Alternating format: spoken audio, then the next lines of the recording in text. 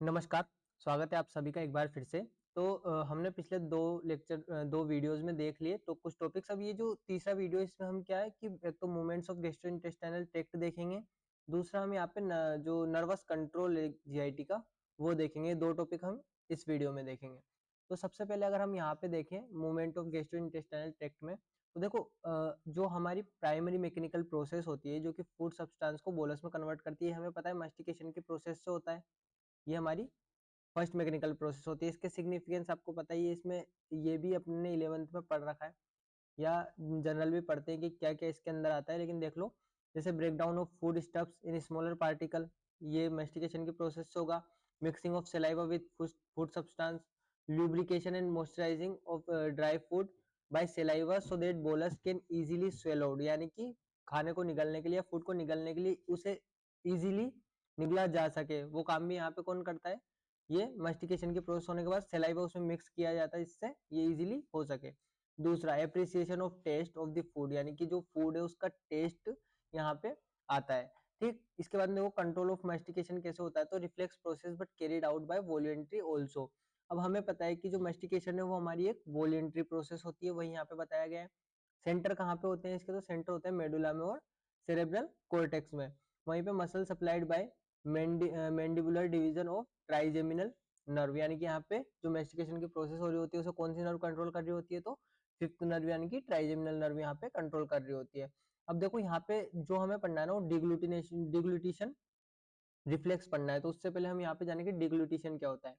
तो it is the process by which masticated food moves from mouth into stomach via pharynx और esophagus।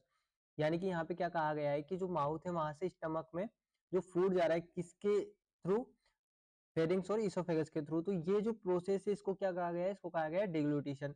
होती कितने stage में, 3 stage में ही होती है, ओरल स्टेज, फेरेंजियल स्टेज और इसोफेजियल स्टेज। जिसमें कि जो ओरल स्टेज है, ओरल स्टेज यानी कि यहाँ पे मास्टिकेशन हो रहा है, ठीक है, अंदर निकल रहा है, तो ये वाली प्रोसेस जो हो रही है वॉलेंट्री हो रही है। लेकिन बाकी जो फेरेंजियल स्टेज है, फेरिंग्स में जब फूड जा रहा है तो वो वहां पे इनवॉलेंट्री प्रोसेस हो रही है। वहीं पे इसोफेगस में जब मूव मूव हो रहा है, वो जब फूड का मूवमेंट हो रहा है तो वो भी इनवॉलेंट्री प्रोसेस होती है। तो हमें याद रखना है कि ओरल स्टेज यहाँ पे वॉलेंट्री और बाकी दोनों स्टेज यहाँ पे इनवॉलेंट्री। अगर हम सीक्वेंस की बात करें ओरल स्टेज में, तो सबसे पहले तो क्या होता है कि bolus is placed over postero dorsal surface of tongue, यानी कि टंग की पोस्टेरो डोर्सल सरफेस जो है वहां पे फूड को रखा जाता है। Anterior part of tongue is retracted and depressed, retract होता है और डिप्रेस्ड होता है। Posterior part is elevated and retracted. Movement of tongue produces a positive pressure, जिससे कि क्या हो रहा होता है कि जो फूड है उसको क्या किया जाता है, पुश किया जाता है।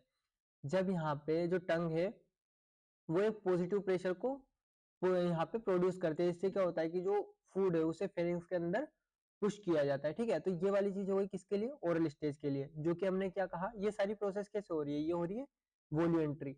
वहीं पे हम देखें दूसरा जो हम कह रहे हैं फेरेंजियल स्टेज, जिसे कि हमने क्या कहा, ये यहाँ पे इनवॉल्यूमेंट्री होती है। अब इसमें देखो during this stage bolus enter into the 4 paths, कौन कौन से पाथ में, बेक इनटू माउथ यानी कि माउथ के बेक में, अपवर्ड इनटू नेजोफेरिंग्स, देखो ना माउथ में गया, माउथ के बेक वाले पार्ट में, फिर वहां से नेजोफेरिंग्स में, फिर लेरिंग्स में और इसोफेगस। ठीक है, forward into larynx and then downward into oesophagus. तो अब कहाँ पे पहुंच गया है, फेरिंग से इसोफेगस में। ठीक है, अब यहाँ पे देखो दो चीजें आती है, एक आता है एपनिया। ठीक है, एपनिया हम किसे कहते हैं, तो एपनिया हम कहते हैं टेम्परेरी अरेस्ट ऑफ ब्रीथिंग। वहीं पे जो निगलने के टाइम या डिग्लूटेशन के टाइम पे जो एपनिया हो रहा होता है उससे कहते हैं डिग्लूटेशन एपनिया। इस टाइम पे क्या हो रहा होता है, जब हम फूड निगलते हैं तो उस टाइम पे हम ब्रीथ नहीं कर पाते जस्ट कुछ सेकंड्स के लिए। तो deglutition apnoea is arrest of breathing during pharyngeal stage of deglutition, यानी कि फेरेंजियल स्टेज जो है डिग्लूटेशन की, उसमें यहाँ पे एक अरेस्ट आता है ब्रीदिंग का, जिसे क्या कहा है, डिग्लूटेशन एपनिया। और चोकिंग किसे कहते हैं, तो चोकिंग क्या होती है कि inability to breathe due to obstruction और कंप्रेशन और रेस्पिरेटरी पैसेज, यानी कि रेस्पिरेटरी पैसेज का जब भी कंप्रेशन हो जाता है या यहाँ पे कोई भी ऑब्स्ट्रक्शन आ जाता है, ठीक है, जैसे खाना निकला, और कभी होता है कि कुछ पार्टिकल्स रेस्पिरेटरी ट्रैक्ट में चले गए, ठीक है, तो उस कंडीशन में यहाँ पे चोकिंग हो जाती है। और ये कैसे प्रिवेंटेड होता है, तो यहाँ पे गेग रिफ्लेक्स आता है, एकदम से झटका आता है या कहें कि एकदम से हिचकी आती है हमें, वो यहाँ पे क्या है, गेग रिफ्लेक्स आता है, जिसकी वजह से ये ऑटोमेटिकली प्रिवेंटेड होता है। ठीक है, अब इसके बाद में देखो यहाँ पे अगला आता है इसोफेजियल स्टेज, दो स्टेज तो हमने देख ली, ओरल स्टेज, फेरेंजियल स्टेज, इसके बाद में आता है इसोफेजियल स्टेज। इसोफेजियल स्टेज में देखो मेनली क्या हो रहा होता है, यहाँ पे पेरिस्टाल्टिक मूवमेंट हो रहे होते हैं। तो पेरिस्टाल्टिक मूवमेंट की अगर बात करें, पेरिस्टाल्टिक मूवमेंट क्या होते हैं, तो it is the wave of contraction followed by the wave of relaxation of muscle fibres of GIT, यानी कि यहाँ पे जो जीआईटी की मसल मसल फाइबर्स है, जीआईटी ट्रैक्ट के मसल फाइबर्स, उनमें कॉन्ट्रेक्शन और रिलैक्सेशन हो रहा होता है इस तरह से, जिसकी वजह से यहाँ पे क्या है कि पेरिस्टाल्टिक मूवमेंट हो रहे होते हैं और ये फूड को आगे पहुंचाते जाते हैं, ठीक है। तो ये वाली चीज हो गई डिग्लूटिशन के लिए। अब मेन हमें कहाँ पे आना था, डिग्लूटिशन रिफ्लेक्स पे आना था, ठीक है, जो कि पूछा जाता है कई बार। तो through the beginning of swallowing is a voluntary act, ये हमने देखा ही था, voluntary act. Later it becomes involuntary, जो कि फेरेंजियल में फेरेंजियल स्टेज जहाँ पे होगी वो इनवॉल्यूंटरी हो जाएगी। Is carried out by reflex action called deglutition reflex, यानी कि अब क्या कहा है कि जो इनवॉल्यूंटरी एक्शन हो रहा है डिग्लूटिशन में, उसे यहाँ पे क्या कह दिया, डिग्लूटिशन रिफ्लेक्स कह दिया, जिसकी वजह से स्वेलिंग हो रही है, ठीक है। It occurs during pharyngeal and oesophageal stage, यही हम कह रहे हैं कि फेरेंजियल इसोफेजियल स्टेज में ये हो रहा है, ठीक। रिसेप्टर्स इन ओरोफेरेंजियल रीजन स्टिमुलेट, अब देखो प्रोसेस क्या क्या हो रही है। तो यहाँ पे सबसे पहले इसे ऐसे देखना, हमारे पास में रिसेप्टर इन ओरोफेरेंजियल रीजन, यानी कि ओरोफेरेंजियल रीजन में जो यहाँ पे हमारे पास में रिसेप्टर्स है, ठीक है, ये क्या होता है, स्टिमुलेट होते हैं। कब स्टिमुलेट होता है, जब बोलस एंटर करता है, ठीक। एफरेंट सिग्नल्स जाएंगे वाया ग्लोसोफेरेंजियल नर्व, कहाँ जाएंगे अब ये सिग्नल्स, हमने कहा एफरेंट सिग्नल्स किसके थ्रू जा रहे हैं, ग्लोसोफेरेंजियल नर्व के थ्रू, कहाँ जा रहे हैं, डिग्लूटिशन सेंटर में जा रहे हैं, ठीक है। कहाँ है ये डिग्लूटिशन सेंटर, मेडुला में है, मेडुला के भी फ्लोर ऑफ फोर्थ वेंट्रिकल, ठीक है। कहाँ पे ये सेंटर, तो ये है मेडुला के अंदर, ठीक है। रिसेप्टर्स पे जैसे ही अच्छा देखो, जैसे ही बोलस एंटर किया, रिसेप्टर्स स्टिमुलेट हुए ओरोफेरेंजियल रीजन के, और स्टिमुलेट होते ही वहां से एक एफरेंट नर्व के थ्रू कुछ सिग्नल्स गए, कहाँ पे, ये गए डिग्लूटिशन सेंटर में, जो कि मेडुला में। अब वहां से वापस मोटर सिग्नल आ रहे हैं, जिसके हमने एफरेंट इफेरेंट सिग्नल कहा, वो भी वापस से ग्लोसोफेरेंजियल नर्व के थ्रू आ रहे हैं और वेगस नर्व के थ्रू आ रहे हैं। अब यहाँ पे दो चीज याद रखना कि जो सिग्नल्स वापस आ रहे हैं वो ग्लोसोफेरेंजियल नर्व और वेगस नर्व के थ्रू आ रहे हैं।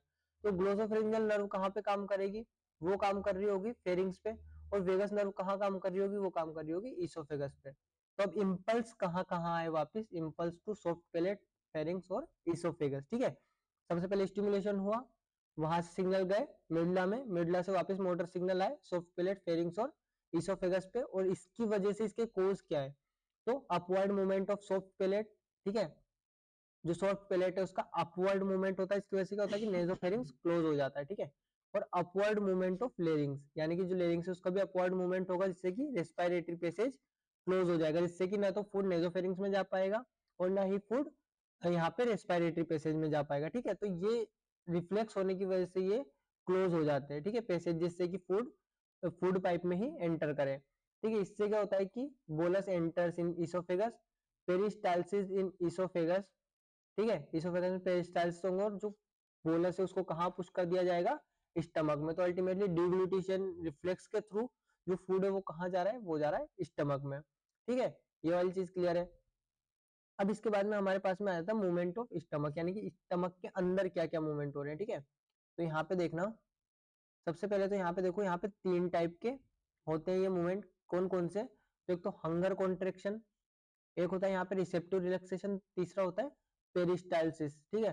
तो अब देखो हंगर कॉन्ट्रेक्शन हमने किसे कहा, कि जो एम्प्टी स्टमक है, movement of empty stomach related to hunger, यानी कि हंगर के टाइम पे जब स्टमक एम्प्टी है उस टाइम पे जो कॉन्ट्रेक्शन हो रहे होंगे, ठीक है, उन्हें क्या कहा है यहाँ पे, hunger contraction. These are the peristaltic waves superimposed over the contraction of gastric smooth muscle as a whole, यानी कि यहाँ पे क्या हो रहा है कि पूरा एक होल पेरिस्टाल्टिक मूवमेंट हो रहा है हंगर की कंडीशन में। These are different from digestive peristaltic contraction occurs in body and pyloric part of stomach, ठीक है। पेरिस जो हमें जब डाइजेशन हो रहा होता है उस टाइम पे अलग पेरिस्टाल्टिक मूवमेंट हो रहे होते हैं, हंगर कॉन्ट्रेक्शन जो हो रहे होते हैं वो अलग पेरिस्टाल्टिक मूवमेंट, ठीक। अब इसके बाद में देखो यहाँ पे क्या है, डाइजेस्टिव पेरिस्टाल्टिक मूवमेंट क्या है, occur in body and pyloric part, body और pyloric part of stomach, but hunger contraction involve entire stomach. दो यहाँ पे डिफरेंस बताए हैं, ये डिफरेंस ध्यान से याद रखना।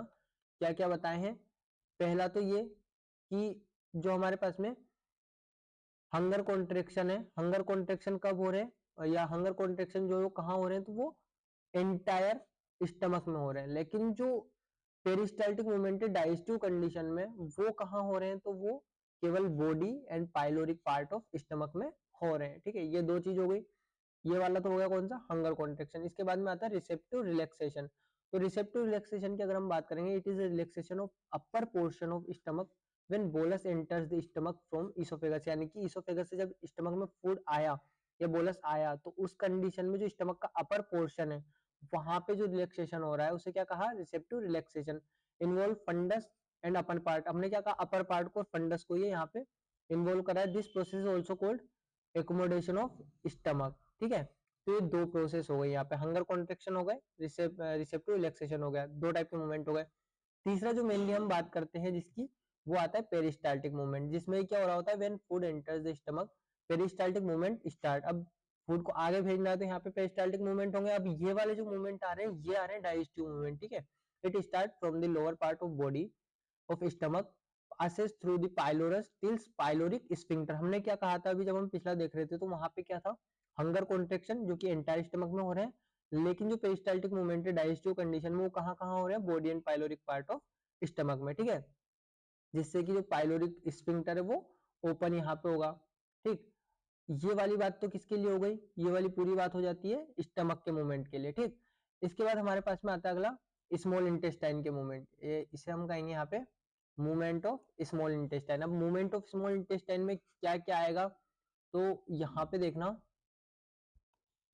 तीन टाइप के बताए, चार टाइप के बताए ये भी, mixing movement, propulsive movement, peristalsis, fasting और माइग्रेटिंग मोटर कॉम्प्लेक्स, और मूवमेंट ऑफ विलाई। ठीक है, अब यहाँ पे देखो, मिक्सिंग मूवमेंट में क्या क्या आता है, सेगमेंटेशन मूवमेंट आता है पहला, दूसरा आता है पेंडुलर मूवमेंट। ठीक है, मिक्सिंग मूवमेंट, मिक्स करने के लिए, तो उस टाइम पे दो यहाँ पे मूवमेंट है, कौन कौन से, सेगमेंटेशन और पेंडुलर। वहीं पे प्रोपल्सिव मूवमेंट जो होते हैं, वो भी दो टाइप के होते हैं, पेरिस्टाल्टिक मूवमेंट और पेरिस्टाल्टिक रश। इनको आगे देखेंगे अभी। ठीक है, तो सबसे पहले अगर हम यहाँ पे बात करें मिक्सिंग मूवमेंट की, तो मिक्सिंग मूवमेंट यहाँ पे क्या होते हैं, तो देखो यहाँ पे क्या, responsible for proper mixing of chyme. नाम से ही समझ आ रहा है मिक्सिंग मूवमेंट है, यानी कि काइम को प्रॉपरली मिक्स करने के लिए, किसके साथ में, पेनक्रियाटिक जूस। अब काइम इंटेस्टाइन में आ गया, काइम बन गया, तो पेनक्रियाटिक जूस के साथ में, बाइल के साथ में, इंटेस्टाइनल जूस के साथ में जो काइम है उसको प्रॉपर मिक्स करने के लिए जो मूवमेंट यहाँ पे हो रहे हैं, उन्हें क्या कहा है, मिक्सिंग मूवमेंट। जो कौन कौन से, सेगमेंटेशन और पेंडुलर। तो सेगमेंटेशन कॉन्ट्रेक्शन या सेगमेंटेशन मूवमेंट कैसे हो रहे हैं, contraction occurs at regular spaced intervals along a section of intestine, यानी कि इंटेस्टाइनस के स्पेस सेक्शन में, इंटरवल में ये हो रहे हैं। ठीक है, जैसे कि अब यहाँ पे हो गया, ठीक है, ये यहाँ पे हो गया, कुछ यहाँ पे हो गया, कुछ यहाँ पे हो गया। ठीक है, तो इंटरवल में हो रहे हैं, तो इनको सेगमेंटेशन कॉन्ट्रेक्शन कह दिया। वहीं पे पेंडुलर मूवमेंट की बात करें, तो sweeping movement resembling the movement of pendulum of clock, यानी कि क्लॉक के पेंडुलम की तरह। यहाँ पे हो गया ना, अब पूरा नहीं हुआ, अब इसके बाद आगे हुआ, तो ये वाला गैप आ गया यहाँ पे। ठीक है, तो ये हो गया पेंडुलर मूवमेंट। ठीक, सेगमेंटेशन कॉन्ट्रेक्शन हो गया, पेंडुलर मूवमेंट हो गया, मिक्स करने के लिए, किसके लिए ये मेनली, फूड को मिक्स करने के लिए। इसके बाद में अगला आता है propulsive movement, movement which push the chyme in aboral direction through intestine. ठीक है, movement which push the chyme in abnormal condition through intestine. अब देखो यहाँ पे क्या हो रहा है कि जो प्रोपल्सिव मूवमेंट है, ये भी दो टाइप के बताए हैं, पेरिस्टाल्टिक मूवमेंट और पेरिस्टाल्टिक रश। अब पेरिस्टाल्टिक मूवमेंट क्या होता है, यहाँ पे स्टाइलिंग लो, अच्छा ये याद रखना है, स्टाइलिंग लो, इसे इस तरह से देखना,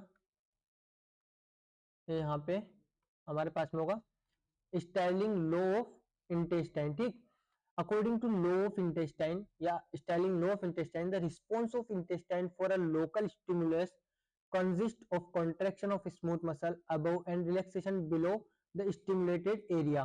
ठीक है, अब यहाँ पे क्या हो रहा है कि जो स्टिमुलेटेड एरिया है, उस स्टिमुलेटेड एरिया के ऊपर यहाँ पे क्या कहा है, response of intestine for a local stimulus. Local stimulus जो आया, कॉन्ट्रेक्शन ऑफ स्मूथ मसल, जो स्मूथ मसल है उनका ऊपर की साइड तो कॉन्ट्रेक्शन हुआ, ठीक है, नीचे की साइड उस एरिया के रिलैक्सेशन हुआ, उस एरिया के ऊपर कॉन्ट्रेक्शन हुआ, नीचे रिलैक्सेशन हुआ। तो ऊपर कॉन्ट्रेक्शन हुआ तो फूड कहाँ जाएगा, आगे आगे जाएगा, gastroenteric reflex increase peristaltic wave after meal. ठीक है, जो गेस्ट्रोएंट्रिक रिफ्लेक्स है वो यहाँ पे पेरिस्टाल्टिक वेव को इंक्रीज करता है मील के बाद में या खाने के बाद। अब पेरिस्टाल्टिक रश क्या होता है? Due to excessive irritation of intestinal mucosa और extreme distension of intestine, powerful contraction. क्या हो रहा है यहाँ पे? Powerful contraction begins in duodenum and passes through entire length of small intestine and reach ileocaecal wall within few minutes, this is called peristaltic rush. यहाँ पे क्या हो रहा है? यहाँ पे एक बड़ी मात्रा में कहें एक्सेसिव इरिटेशन ज्यादा हो रहा है यहाँ पे, जिसकी वजह से क्या हो रहा है? एक पावरफुल कॉन्ट्रेक्शन हो रही है डियोडिनम में, जो कि कहाँ तक ले जा रहे हैं? पूरे फूड को वो इलियोसिकल वॉल तक ले जा रहे हैं, इलियोसिकल वॉल को वहां पे ओपन कर दे रहे हैं आगे। तो ये पूरा किसके अंदर आ गया? पेरिस्टाल्टिक रश के अंदर आ गया। एक था पेरिस्टाल्टिक मूवमेंट जो जो फूड है उसको आगे ले जा रहा था, और पेरिस्टाल्टिक रश पूरे फूड को एकदम से जब इरिटेशन हुआ यहाँ पे, एक्सेसिव इरिटेशन, उस कंडीशन में यहाँ पे इलियोसिकल वॉल तक ले जाएगा। ठीक है, तो ये दो हो गए। अब इसके बाद में आता है अगला पेरिस्टाल्सिस इन फास्टिंग। फास्टिंग की कंडीशन में क्या होता है? तो देखो यहाँ पे ये देखो, contraction in stomach and small intestine during period of fasting for several hours occurs once in every one. ये देखो, 1.5 से 2 घंटे। ठीक है, सिग्निफिकेंस क्या है? तो sweeps the excess digestive secretions into the colon, prevent the accumulation of the secretion in stomach and intestine. क्या है कि यहाँ पे जितना भी एक्सेस डाइजेस्टिव सिक्रीशन है उनको कोलोन में एंड प्रिवेंट यहाँ पे ले जाएगा और प्रिवेंट करेगा एक्यूमुलेशन को। ठीक है, sweeps residual undigested material into colon. अब देखो, जब फास्टिंग की कंडीशन है तो जो भी डाइजेस्टिव जूस बन रहे होंगे उनको स्वीप अप भी करना है यहाँ से, तो वो कंडीशन यहाँ पे आनी चाहिए, इसलिए पेरिस्टाल्टिक मूवमेंट हो रहे हैं। दूसरा, जो रेजिडुअल अनडाइजेस्टेड मटेरियल पड़ा हुआ है कोलोन में उसको भी स्वीप अप करने के लिए कौन यहाँ पे काम करता है? तो पेरिस्टाल्टिक मूवमेंट काम करता है, जो कि फास्टिंग की कंडीशन में। इसके बाद में आता है movement of villi. Movement of villi क्या है? This movements are shortening and elongation which occurs alternatively and helps in embracing. ये विलाई के मूवमेंट के बारे में आपने 11th में भी पढ़ा है, कैसे ये फूड को, कैसे ये एब्जॉर्प्शन में भी हेल्प करते हैं यहाँ पे। This because of extension smooth muscle fibre, इसमें कुछ खास है नहीं। ठीक है, अब यहाँ पे देखो कि मूवमेंट ऑफ लार्ज इंटेस्टाइन, इसके नाम याद रख लो सिर्फ एक, इसमें भी वही मिक्सिंग मूवमेंट और प्रोपल्सिव मूवमेंट है। मिक्सिंग मूवमेंट में सेगमेंटेशन कॉन्ट्रेक्शन हो रहा होता है, और प्रोपल्सिव मूवमेंट में मास पेरिस्टाल्सिस हो रहा होता है। हमें मेनली कहाँ का याद रखना है? तो हमें मेनली याद रखना है वो है स्मॉल इंटेस्टाइन का, क्योंकि पूछा भी यही जाएगा। ठीक है, तो ये हमारा एक पार्ट कंप्लीट होता है मूवमेंट वाला। अब इसके बाद में हम देख लेते हैं जो हमारे पास में यहाँ पे नर्वस सिस्टम है, या कहे कि जो नर्व कंट्रोल है। तो देखो, सबसे पहले हम यहाँ पे ये याद रखें कि डाइजेस्टिव सिस्टम में जो नर्वस सिस्टम इन्वॉल्व हो रहा होता है उसे हम कहते हैं एंट्रिक नर्वस सिस्टम। क्या कहते हैं उसे हम? एंट्रिक नर्वस सिस्टम, जिसमें कि दो पार्ट होते हैं, इंट्रिंसिक और एक्सट्रिंसिक। अगर हम इंट्रिंसिक नर्व सप्लाई की बात करें, intrinsic nerve supply extend entire gut from oesophagus to anus. ये कहाँ से कहाँ तक होता है? पूरे गट में। जो इंट्रिंसिक नर्व सप्लाई है वो कहाँ से कहाँ तक हो रही होती है? पूरा इसोफेगस से लेके और एनस तक हो रही होती है। लिटिल ब्रेन ऑफ इंटेस्टाइन भी इसको कहते हैं। क्या कहते हैं इसको? Little brain of intestine. Clear है? अब देखो, जो इंट्रिंसिक नर्व सप्लाई है वो दो पार्ट में है यहाँ पे। एक मेजनर्स या सबम्यूकोसल प्लेक्सिस यहाँ पे हमें मिलेंगे, दूसरा माइंट्रिक और या ऑर्बिक प्लेक्सिस यहाँ पे मिलेंगे। तो इसको तुम ऐसे याद रख सकते हो, मिस सब। ठीक है, मिस सब और माई और या माई अर्ब, ऐसे करके कुछ भी बना लो अपना। मिस सब याद रखना तुम, मेनली मिस सब याद रहेगा ना, मिसनर्स प्लेक्सिस या सबम्यूकोसल प्लेक्सिस, मिस सब याद रहेगा, तो उससे तुम्हें माई अब याद रह जाएगा। या हाँ, ऐसे याद रख लो, माई अब, माइंट्रिक प्लेक्सिस, जिन्हें ऑर्बिक प्लेक्सिस कहते हैं। ठीक है, अब ये जो सबम्यूकोसल प्लेक्सिस है ये कहाँ पे होते हैं? तो सबम्यूकोसल प्लेक्सिस की अगर हम बात करें, मिसनर्स प्लेक्सिस की बात करें, तो बिटवीन मस्क्यूलेरिस लेयर, अच्छा बिटवीन मस्क्यूलेरिस एंड, अच्छा लेयर्स जो होती है गट की, उसमें जो मस्क्यूलेरिस है and submucosal layer of GIT, muscularis muscle and submucosal layer of GIT के बीच में ये होते हैं मेजनस प्लेक्सिस या सबम्यूकोसल प्लेक्सिस। वहीं पे अगर माइंट्रिक प्लेक्सिस या ऑर्बिक प्लेक्सिस की जब हम बात करेंगे तो वो कहाँ पे होते हैं? वो inner circular and outer longitudinal of GIT, यानी कि जो गट है उसकी इनर सर्कुलर लेयर और आउटर लॉन्गिट्यूडिनल लेयर पे ये होते हैं माइंट्रिक या ऑर्बिक प्लेक्सिस। ठीक, मस्क्यूलेरिस और सबम्यूकोसल लेयर के बीच में कौन है?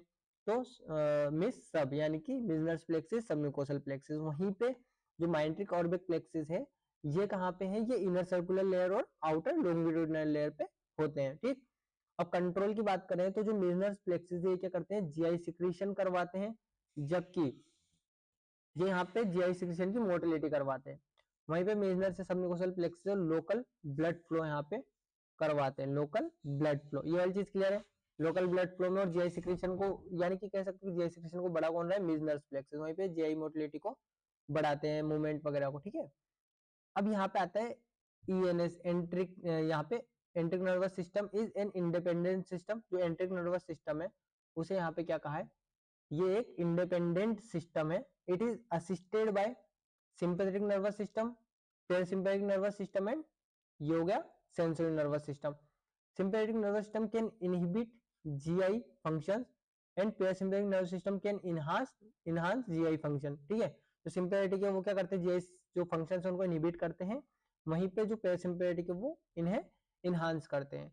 अब यहाँ पे बात आती है एक्सट्रिंसिक नर्वस सिस्टम की, तो नर्व सप्लाई की। तो एंट्रिक nervous system controlled by extrinsic nerve supply. जो एंट्रिक नर्वस सिस्टम है, एंट्रिक और एक्सट्रिंसिक में कंफ्यूज मत होना।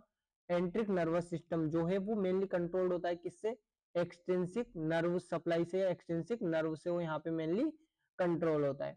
जो कि दो टाइप की होती है, कौन कौन सी, एक हो गई हमारे पास में सिंपैथेटिक, दूसरी हमारे पास में हो गई कौन सी, पैरासिम्पैथेटिक। तो सिंपैथेटिक नर्व फाइबर कहाँ पे काम करेंगे और पैरासिम्पैथेटिक नर्व फाइबर कहाँ पे काम करेंगे। तो देखो जो सिंपैथेटिक नर्व फाइबर है वो पहले तो प्री गैंग्लियोनिक फाइबर्स और पोस्ट गैंग्लियोनिक फाइबर्स आपने नर्वस सिस्टम में पढ़ा होगा, नहीं पढ़ा होगा तो हम देखेंगे आगे।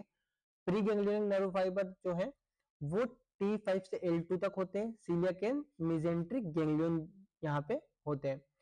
पोस्ट गैंग्लियोनिक फाइबर जो है वो थ्रू आउट जीआईटी होते हैं। सिंपैथेटिक नर्वस सिस्टम में दो ही चीज याद रखनी है, T5 to L2 जो कि प्री गैंग्लियोनिक है, और थ्रू आउट जीआईटी जो कि पोस्ट गैंग्लियोनिक है। क्लियर है, pre ganglionic T5 to L2 और पोस्ट गैंग्लियोनिक जो कि पूरा थ्रू आउट जीआईटी है। वहीं पे पैरासिम्पैथेटिक नर्व फाइबर्स की बात करें तो pre and post ganglionic fibres parts through, अब देखो यहाँ पे याद रखना कि pre and post ganglionic fibre है वो कैसे पास हो रहे हैं। तो माउथ एंड सेलाइवरी ग्लैंड की अगर हम बात करेंगे, माउथ एंड सेलाइवरी ग्लैंड में 7th and 9th cranial nerve यहाँ पे आ रही होती है। वहीं पे हम अगर इसोफेगस टू अपर पार्ट, हम नीचे चल रहे हैं ऊपर से, माउथ एंड सेलाइवरी ग्लैंड में 7th एंड 9th, और oesophagus to upper part of large intestine में 10th क्रेनियल नर्व, और lower part of large intestine में from S2 S3 S4 through pelvic nerve. ठीक है, पेल्विक नर्व के through या S2 S3 S4 segment के through यहाँ पे आ रहे होते हैं pre and post ganglionic fibres. वहीं पे अगर हम सिर्फ प्री गैंग्लियोनिक फाइबर्स की बात करें, pre ganglionic fibre synapse with post ganglionic fibres in myenteric और सबम्यूकोसल प्लेक्स, यानी कि माइंट्रिक और सबम्यूकोसल जो यहाँ पे प्लेक्सेस है उनमें क्या हो रहा है कि जो प्री गैंग्लियोनिक फाइबर्स है सिनेप्स कर रहे हैं किसके साथ में, पोस्ट गैंग्लियोनिक फाइबर्स के साथ में। ये ना, ये थोड़ा सा यहाँ पे जो पार्ट है ये हम नर्वस सिस्टम में देखेंगे, अभी सिर्फ रटने के तरीके से याद रख लो। यहाँ पे जो चीज लिखने वाली आ रही है एग्जाम में से ये आ सकता है तो इसको रटने के हिसाब से याद रख लो, बाकी इसको हम नर्वस सिस्टम में समझेंगे और प्योरली कि माउथ एंड सलाइवरी ग्लैंड में 7th and 9th, oesophagus to upper part में 10th, और उससे नीचे वाले पार्ट में फिर सेक्रल सेगमेंट आ जाएंगे जो कि पेल्विक नर्व के थ्रू आ रहे होंगे। ठीक, अब फंक्शंस की बात करें तो सिंपैथेटिक नर्व सप्लाई जो है वो इनहिबिट करती है मूवमेंट को, डिक्रीज करती है सिक्रीशन को। हमने क्या कहा कि जो सिंपैथेटिक नर्व सप्लाई होगी वो डिक्रीज करेगी जीआईटी मूवमेंट को, इतना याद रख लो। ठीक है, बाय सिक्रीशन किससे, न्यूरोट्रांसमीटर से, जैसे कि नॉरएड्रेनालिन यहाँ पे कहेंगे। वहीं पे जो पैरासिम्पैथेटिक होगा उसके लिए हमने क्या कहा कि जीआई फंक्शंस को ये इनहांस करता है, accelerated the movement of and increase the secretion of GIT, जो कि किसकी वजह से हो रहा होता है, एसिटाइल कोलिन की वजह से। ठीक है, तो ये एक नर्वस सिस्टम वाला पार्ट हमारा खत्म होता है यहाँ पे।